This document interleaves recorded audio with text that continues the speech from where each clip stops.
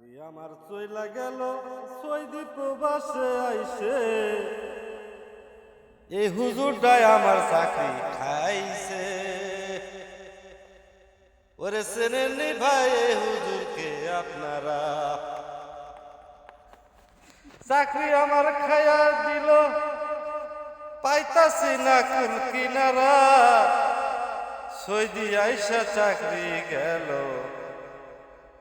কি হবে উপায় আমার? সৌদি আইসা চাকরি গেল, কি হবে উপায় আমার? হুজুর বলে আল্লাহ তুমি রহম করো, আমার চাকরি খাইয়া দিল।